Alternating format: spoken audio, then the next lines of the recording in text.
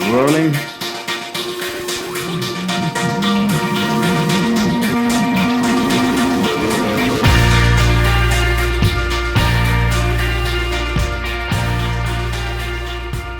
Thank you for tuning in to this week's episode of the Catch the Sky podcast.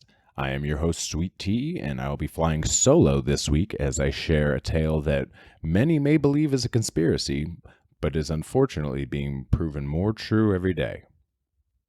You may find us on Twitter at CTS Terry, or on Facebook, Instagram, or wherever you listen to podcasts, including YouTube, by searching for the Catch the Sky podcast. Be sure to like and subscribe for access to our weekly content.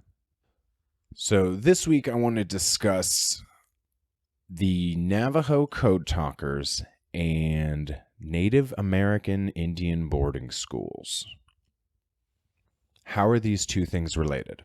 Well, as some of you may have seen in the news recently, the Department of the Interior just wrapped up its initial investigation into Native American Indian boarding schools of the 18 and 1900s. And they concluded that there were over 400 institutions responsible for taking children away from their native families with the interest of assimilating them into American culture. So we discussed this on episode 101 just a few weeks ago when we referenced cultural assimilation, appropriation, things like that. These kids were being forcibly taken from their families.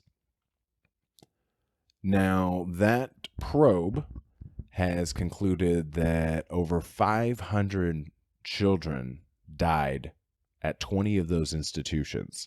And this is only their initial probe. Canada just did something a couple years ago, and the number just kept getting bigger and bigger the more they uncovered. So this number, unfortunately, is probably going to grow.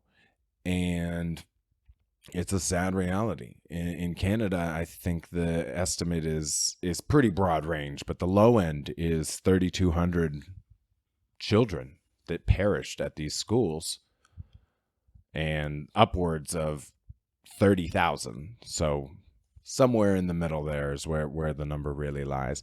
And the ultimate reality is that none of these children should have died at these schools because they shouldn't have been taken from their families. This was just an attempt by each of these countries to continue to take away the heritage and the history of Native Americans. And it's unfortunate because this is their home. We've constantly been chipping away at it ever since we got here. And it's a really, really sad reality. So I wanted to shine a light on it. Now, how does this relate to the Navajo Code Talkers of the Second World War? And what is a code talker? A code talker was a Native American that was enlisted in the U.S. military for the purposes of using their native language to transmit troop and supply locations, rendezvous points, orders, etc., in a manner that would not be easily interpreted by opposing forces. They actually did this in World War I, but by the time World War II came around, a lot of the other countries had already broken the codes, figured the languages out, Cherokee, and several other languages that I can't name off the top of my head, but they were basically deemed obsolete by the time World War II came around. And this brings us to the Navajo specifically, because at the time, their language was only spoken. There was no alphabet or anything like that. So only native speakers could communicate to one another, which was a huge advantage for the United States. So there were 21 men that were honored by George Bush, actually, in July of 2001. And this was their first public acknowledgement by the government of what they did for our country. Almost 60 years later, they the program was actually just declassified in 1968, so 20 years after the war was over, and then they weren't even honored until this century.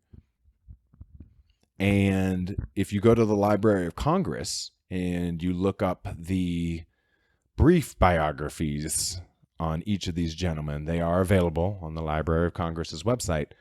Under 20 out of 21 biographies, 20 out of 21 mention the individual attending a boarding school. Now, how does this all connect? Well, at these boarding schools, they were indoctrinated into white Anglo-Saxon culture.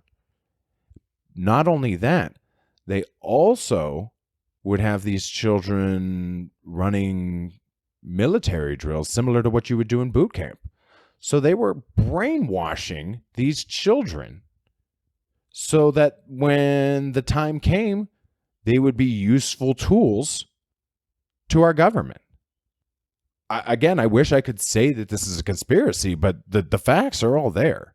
So this one doesn't really land in the field of conspiracy anymore, especially with these revelations. So I wanted to take the time to honor those men. I believe there's only a handful that are still alive anymore, 2 or 3. And not only that, but apologize on behalf of everybody that came before me that took part in taking this land, their culture, their heritage. There's so many things that the natives could have taught us that we could have adopted, and we just wiped them out for our own personal gain. And the America that we have today is cool and great, but there's a lot of beauty, I believe, that was lost. And those are my personal feelings. Their culture could have taught us a lot. And I think that it would have had a huge impact on the world we live in today, especially with their respect for nature and things like that.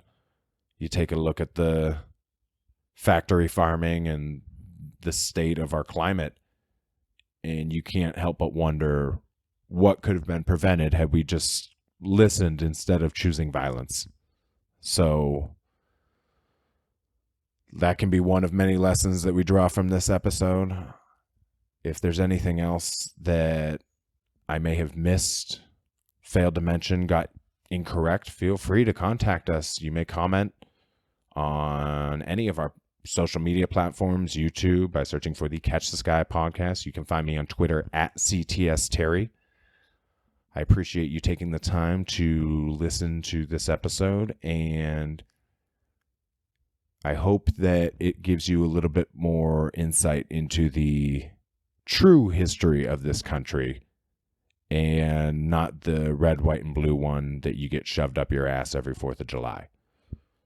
This is an example of critical race theory. We talked about it on episode 69. Check it out. So, on that note, have a great weekend and keep trying to catch the sky.